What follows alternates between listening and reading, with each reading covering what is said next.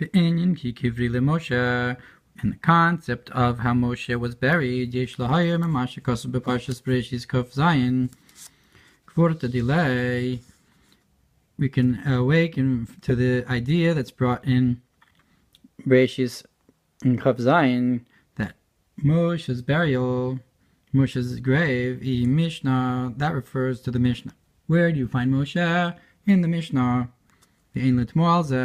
And this is not a wonder, the ha'amru al hayam ravayanos, because they said, our sages said on the verse, that the sea saw and ran. Mara, what did it see? Arono shel Yosef ra. It saw the casket of Yosef. Haresha arono shel Yosef gavua kol kach. So this concept of the casket of Yosef is so high, yad shel yado, high, Kriyas Yamsuf, that through it you had the splitting of the sea, Kamokin and Litmoa. So too, with this burial of Moshe, you should not be surprised how high it is. That it's the Mishnah, and in another place it explains in the concept that people did not know where he was buried, that Shehu Shar HaChamishim, that refers to the 50th gate of wisdom, that people could not understand that level, therefore they can't know where he's buried.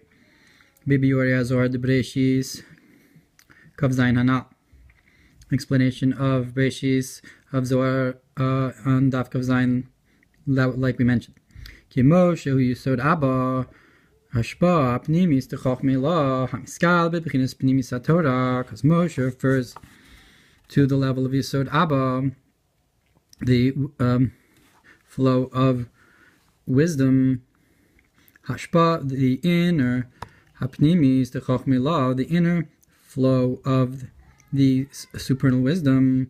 Hamiskal Bebechinas Pnimis Hatorah, that's revealed in the inner part of the Torah, the secrets of the Torah, the Hamishnu b'malchus Yitzira, and the Mishnah is lower than this in the Malchus of Yitzira Shnikra Etzadas Tovera, which is called the tree of knowledge of good and evil. That in Yitzira you have both good and bad, which is not like in Hatzilus, which is completely good, or in Bria, which is mostly good.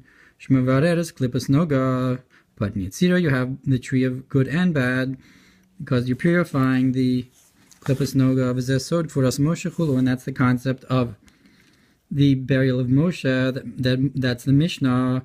The Mishnah has Asur, Isur, Veheter, and Kasher, and Puzzle, Tami, and Torah, and so forth. You purifying the good and the bad, and that's where Moshe is buried. You have the inner wisdom is hidden in the Mishnah. And the truth is that this has a very high source. Hainu Mishara Chamishim, that is from the 50th gate of wisdom. Al derech harevim alai divrei sofim chulu, like our sages said, that on Tovim Dodech Miyayim, that sweeter for me, more pleasant for me, are the words of our sages, Me'ayayna shel Torah.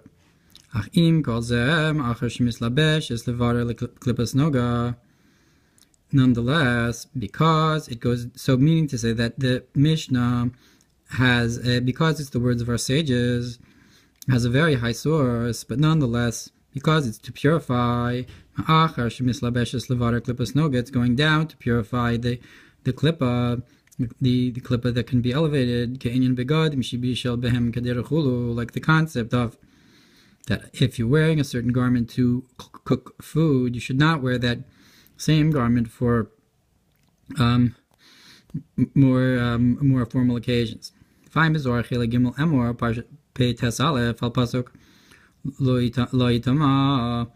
in Zohar where it talks about the Kohen and when he can become Tameh. And what the Ramaz says over there,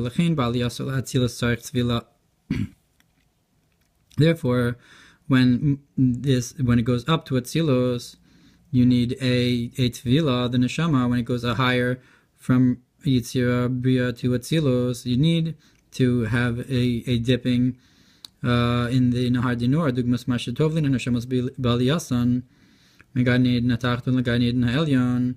So you need, just like the Neshamos, when they go up from the lower Garden of Eden to the higher Garden of Eden, they need to dip in this river of fire. So to this concept in Parshas Emor, the Kohen needs to have a tefillah to go back up to Atzilus. You'd have to look over there. Dugmas tefillas de milos memaisu letruma mitruma lekodesh, and this is similar to the idea of how a Kohen would have to go in the mikveh again to eat truma, even if they're toher for meiser. And similarly, again, from truma to kodesh and so forth.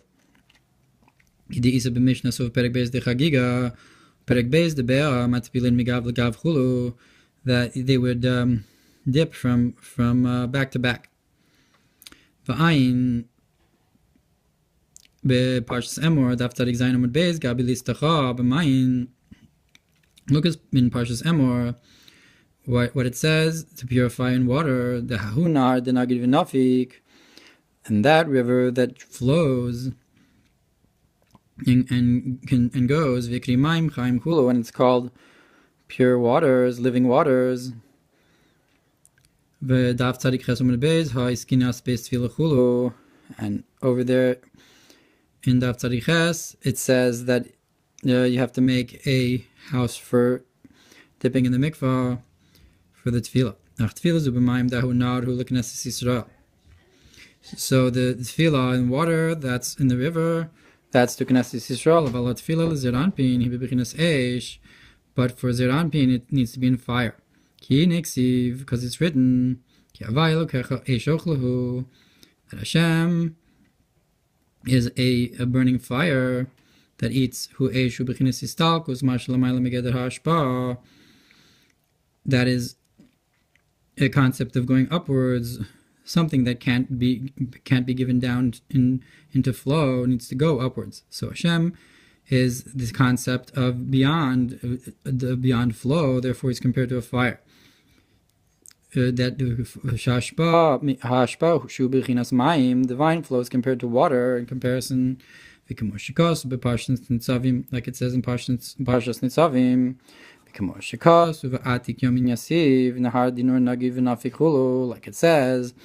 that the Ancient of Days was sitting, and in front of him was this river of fire that was conducting and flowing from it.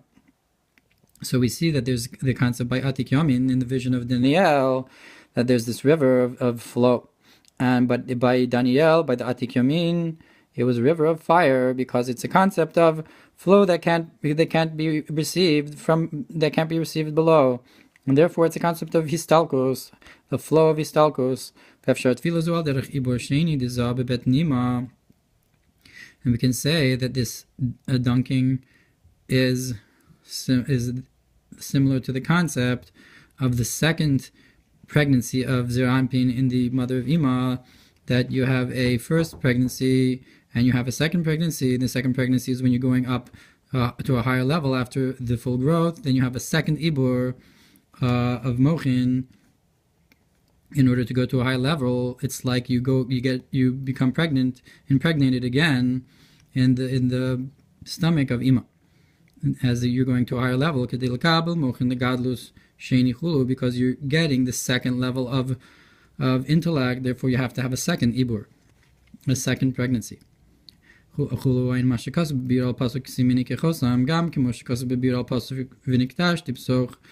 look what it says on the verse, that I will be sanctified amongst concerning that one group of angels say Kadosh only once, which is the concept of the angels that burn up, that they stand above him, that they are included in and become nullified in the essence of the infinite light. And that's the concept of the word kadosh that has a vav, going up into the higher concept of the word kodesh without a vav. It's an elevation higher. And so that's the Srafim, V'hinim Mavor B'Torah, or Parshas Shemos B'dibur HaMaschil Kol Dodi, Gabeu B'Lovanim Da Libun Hilchasa, B'Levanim Da Libun Hilchasa. So that is that each kas of Malachim that says Kadosh, one says Kadosh, and the other says Kadosh Kadosh, and the other says Kadosh Kadosh Kadosh.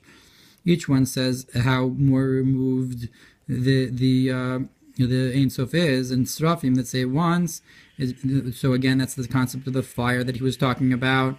So the Srafim, they are similar to the idea of a nullification through fire that goes and the idea of Istalkus.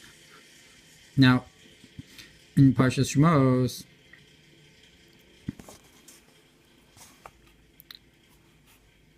it says the Bilevanim with bricks, that is Libun Hilchasa, that refers to the purification of the whitening of the halacha. It says in Shir Hashirim that I am black and beautiful. Libun Hilchasa, that is the whitening of the halachas.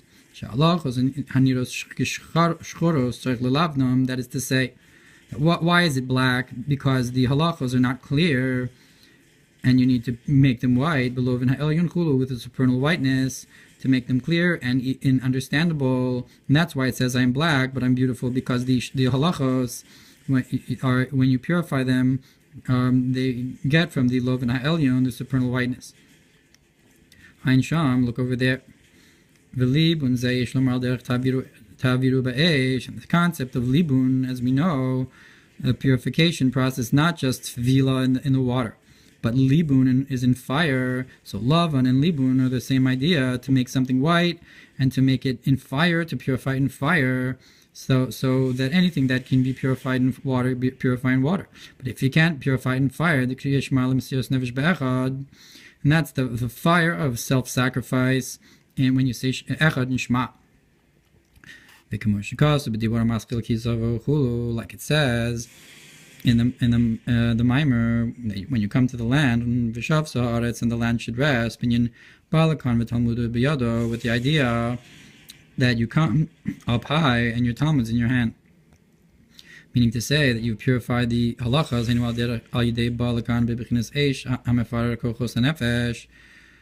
through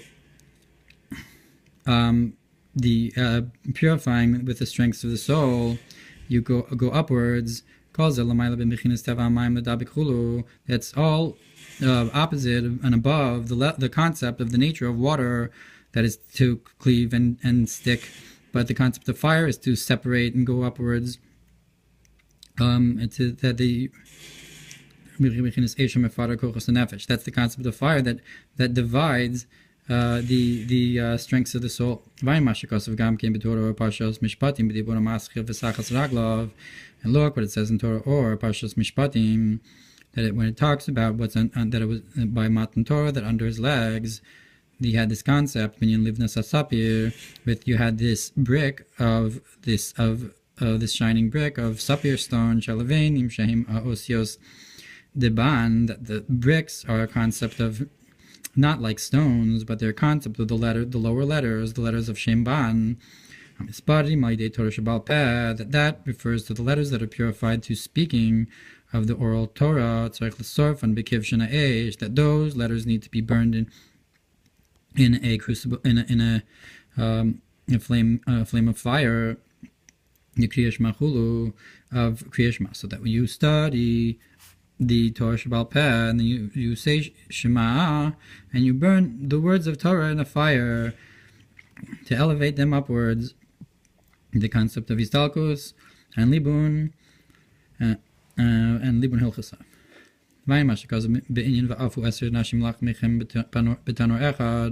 And look what the Alter Rebbe says with the concept of that the 10 women will bake their bread in one oven.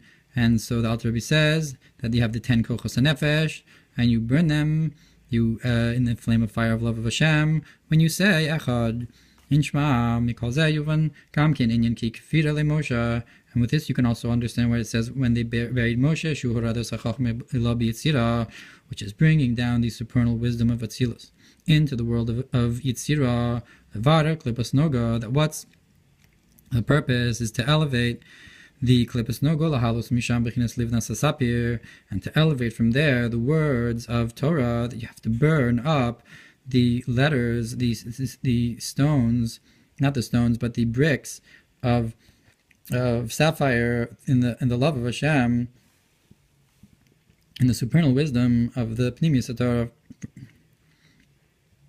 and of fire, Tavil Benura, to dip in the fire, Lios Libon Hilchas Echulu, to purify the halachas from the depth of understanding of Moshe, of the level of Moshe. That's what Moshe, who's buried in, so to speak, in the Mishnah, can give the depth and purification to the halachas that are in the Mishnah of Yitzira, Gam Ke Moshe Kasuv al pasuk shchorani, and also like it says in the Mamar of shchorani, that I am black and beautiful, Hatorah nitna be'esh shchor al gabe esh levana, that the Torah was given on fire, of black fire on top of a white fire, l'chein lib when hilchas the Torah shabal peh zero alidei beis esh sanal, and therefore, since the Torah was given through fire, the purification process of halacha of the oral Torah is also through the two fires that the Torah was given in, v'zeo mikvah Yisrael havaya Yisrael.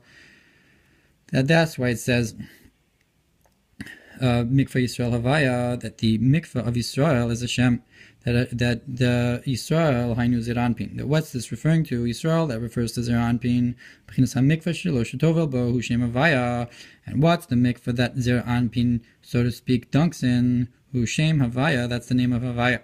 Havaya lokecha ish ochlahu chulu, because havaya is your Hashem is a fire that eats, and so forth, meaning to say that the Yisrael, or Zir Anpin, needs to be elevated through a mikvah of fire, like we're saying here, in Libun, and so forth.